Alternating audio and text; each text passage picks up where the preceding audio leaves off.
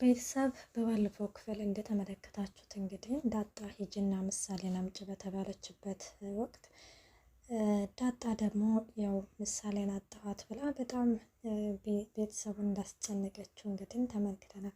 እኔ በነገራችን ላይ እየገመኩት እንግዲህ እነ ዝና ወሰዷት።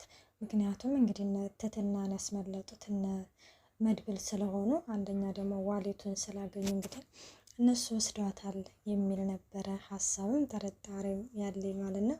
እና ምሳሌ ደግሞ የጓደኛዋ ልደት ስለሆነ ነው ወደዚህ ሄደችው የአባትነት ጥግ እንግዲህ። በዛ ላይ ደግሞ ቅድስትዬ በቃ አደራዋን የምትወጣ ልጅ መሆኗን እዚህ ጋር እንግዲህ አሳይተውናል። ብሩክ እንግዲህ እኔን ይውሰዱኝና በቃ ልጄን ይመልሱልኝ ደውልላችሁ እያለ ነበረ። ቅድስትዬም በጎን እንግዲህ አዎ መድብል ደውልላችሁና እኔን ይውሰዱኝ እና ቅድስት ምሳሌን ይመልሷት ስትል እንግዲህ ለዚህ ቤት ሰላም ለዚህ ቤት ብላ ምሳሌ ትመጣለች። ከዛ በፊት ደግሞ ያው ዝና እንግዲህ መሀሌት እንግዲህ በቃ መርዝ እኮ አሳልፈው ሰጣት። በነገራችን ላይ ያው ትትና እሱ ቤት እንዳለች ብትናገርም ግን ደግሞ የመድብልን ቁጥር የሰጠው ያው መርዙ ደላላው ነበረ። እንግዲህ በነገራችን ላይ የመቼም ሁላችንም ራሳችንን ነፃ ለማውጣት ሌላን ሰው መስዋዕት ማድረግ አለብንና እንግዲህ የሆነ ያልሆነ ነገር ስታወራ ሰምቻታለሁኝ።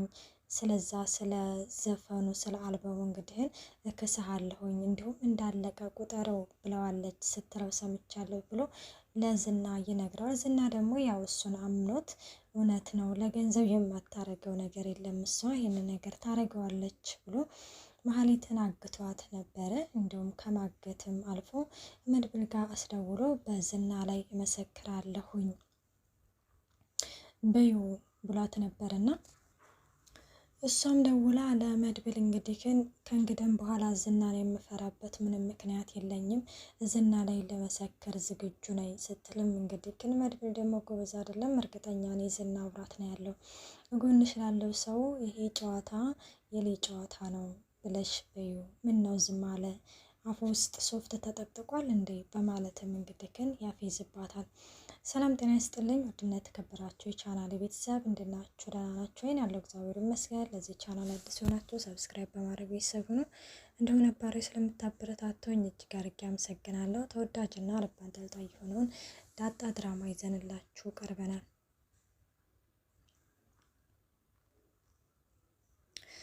እናም እንደዛ እንግዲህ ሲሉ አሁን ደግሞ ኤፍራታ እንግዲህ እንዴት እህቴን አሳልፈህ ትሰጣለህ አንተ በሰራኸው ስራ ስትለውም መርዙ ደላለውም እኔ ምን ሰርቻለሁኝ? ምንም ውሸት አይደለም የዋሸሁት ሀቅ ነው የተናገርኩት። ከመድብል ጋር ስታወራ ሰምቻታለሁኝ በማለትም ይነግራል። አዎ ከመድብል ጋር ብታወራ ታዲያ ቁጥር እየሰጠሃት አንተ አይደለህም ወይ ትለዋለች። እኔ በፍጹም ይሄንን ነገር አላደረኩም፣ ራስህ እኮ ነው የነገርከኝ ስትለው ራሱ እንዴት የደላላ ኖር ያምነሽ እንደዚህ ያለሽ? እኛ እኮ ደላላዎች እኮ ስናወራ ከዛ ታወራን በኋላ እኮ ነው የምናስበው በማለትም ይነግራታል ማለት ነው። እና በአሁኑ እህቴ ችግር ውስጥ ገብታለች እያልከኝ ነው? በአሁኑ ዝና በፍጹም አይለቃትም እያለችም እያለ እንግዲህ ዝና ይደውላል። ዝና ደውሎ መሞት ትፈልጊያለሽ ይላታል።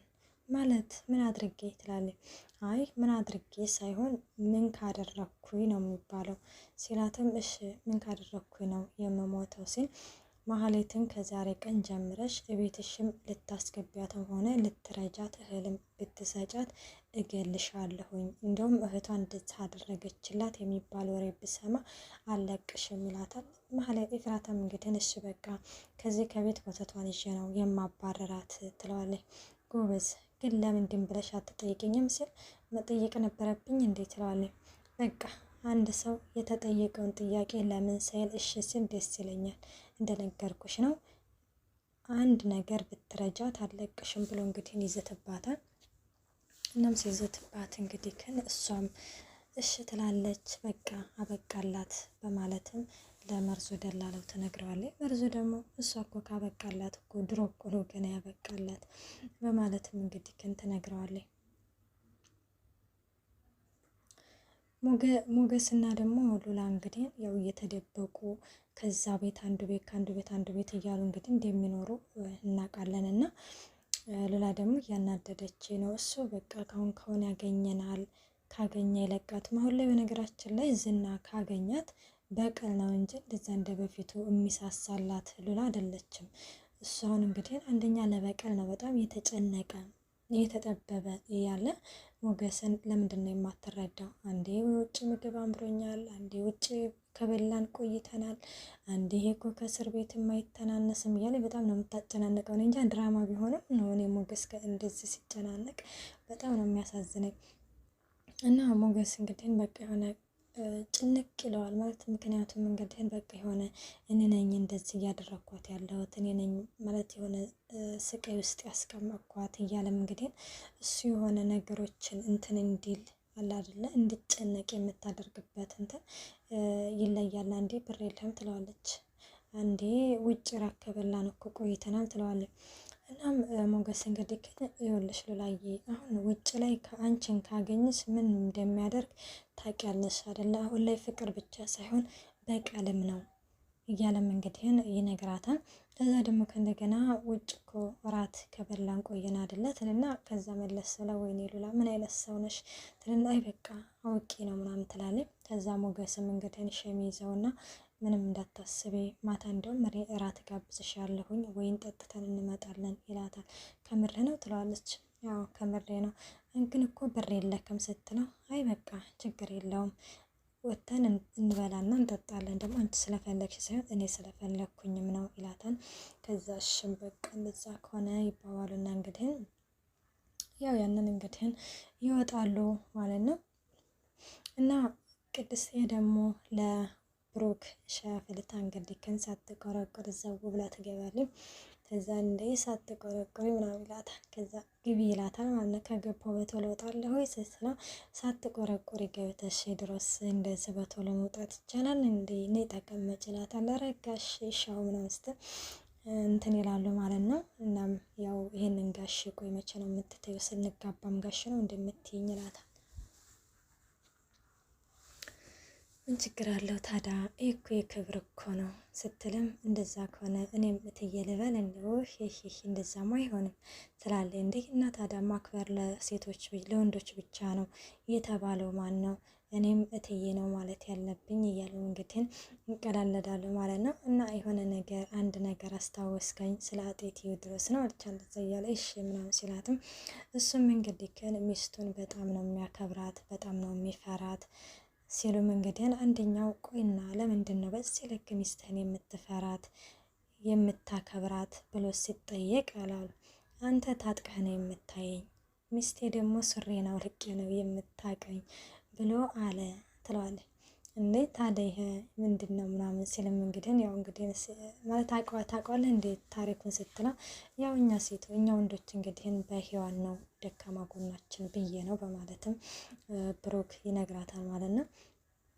እናም እንደዛ ሲላት እንግዲህ ግን ምክንያቱም እኔ ላንተ አሁንም እየፈራሁ ነው እየሰጋሁ ነው ምናምን ትለው። ከዛ ምንም ነገር እንዳታስቢ እንዳትፈሪ ዘንድሮ መስከረም ሳይጠባ ሚስቴ አደርግሻለሁኝ ይላታል። እንዴ እስከዛ ድረስ ማን ይጠብቃል ትለዋለች። እንዴ እያስፈራራሽ ነው? እንደ አይ እያስፈራራው ሳይሆን እያስጠነቀቅኩህም ነው ትለዋለች። እና እንደዛ ስትለው እንግዲህ ግን አንዱ መጥቶ ላፍ ካደረገኝ ቅድስትዬ እንደዛ እያለች እንግዲህ ግን ስትለው ያው ወሬ እያወሩ እንግዲህ እንዴ እንደዚህ ከምታወራ ወደ ከንፈር ጠጋ አድርገኛል አለችው። ከዛ ሳለ ከዛ ወደ እንግዲህ ያለውን አልነግርህም ይባባላሉ። እና እንግዲህ የብሩክና የቅድስትዬን ሰርግ ነው እንግዲህ እኛ ሁላችንም የጓጓንለት እንትን ቤ እንግዲህ ትትና ተገኝታ መድብል ደግሞ እንግዲህ አሁን ላይ በፍጹም የትትናን ጉዳይ አልተውም። እናንተ ቤተሰብ አላችሁ፣ አንተ ቤተሰብ አለክ፣ ልጅ አለች ያለ እናት የምታሳድጋት ይለዋል ማለት ነው።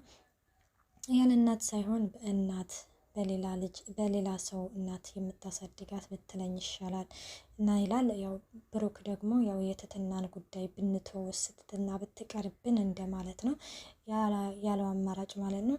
መድብል ደግሞ በፍጹም ትትናን አልተዋትም እያለ ነው። ትትና ግን ሳስበው መድብል ግን ከትትና ፍቅር ይዞት ይሆን እንዴ? እና በፍጹም አልተዋትም ምክንያቱም ፈልጌ ያገኛታለሁኝ እያለ ነው። እሱም እንግዲህ ከነሽ በቃ እነሱ ብዙ ነገር አድርገውናል እንበቀላቸዋለን ይላል። አንተና ሞገስ አልፈልግም ካላችሁ እኔ ያረዳችኋለሁኝ ምንም ችግር የለም ሲል፣ አይ እንደ ወንድሜ አንተማ ሆነ ችግር ውስጥ ስትገባማ ዝም ብዬ አልመለከትም አብረነን ይባባላሉ። እንግዲህ ዲል ለነ ሞገስ። እናም መሀሌት እንግዲህ ወደ ኤፍራታ ጋር መታ ስለ ዝና ስላደረጋን ነገር ልታወራት ስትል እያለቀሰች እዚህ ልታለቅሽ ባልሆነ ትላታለች። እና ታዲያ ላልቅስ እንጂ ይቺ እጅ ላልቅስ ትላት። አሁን በይ ከዚህ ከቤት ውጭልኝ ትላታለች። አንቺም ለምንድን ነው የምታባረረኝ? ቆይ እኔ ወዴት ልሄድ ምናምን ስትላትም እኔ በአንቺ መሞት አልፈልግም ከዚህ ከቤት ውጭልኝ ትላታለች። በቃ ዝና እውነት እንደፎከረ አደረገው ማለት ነው ትልና አልወጣም ማለትም ሞክራ ነበረ። ያው ግን በፍጹም እዚህ ቤት መቆየት አትችይም ውጭልኝ ብላ በግድም ሳይሆንም ታስወጣታለች። እንግዲህ ወጣ ደግሞ አንድ ስልኳንና ያችኑ ልብሶቿን ተሰረቀች። በጣም ግን አንዳንዴ እኮ ይህ እድል ሲጥም እንደዚህ ነው። እና መሀሌትም እንግዲህ ያው እድሏን በራሷ ነው ያጠፋፋችው በእርግጥ። እናም እንደዛ እንግዲህ ስልኳንም ልብሷንም ትሰረቃለች። በቃ ምን ቀረኝ ብላ እንግዲህ ትጨልላለች። ማታ ላይ ደግሞ እንግዲህ ሞገስና ሉላ እራት በልተው በሚመጡበት ጊዜ እንግዲህ የተረፋቸውን ቴካዊ አድርገው ነበረ። ያንን እንዴት ታደርጋለህ ስትለው ሉላዬ እውነትሽን ነው እኮ ብሎ እንግዲህ እዛት ያስቀምጡላት እሷ ነች። እንግዲህ ምን ይፈጠራል የሚለውን ደግሞ ቀጣይ ይዘንላችሁ እንቀርባለን። መልካም ቆይታ። ባይ ባይ።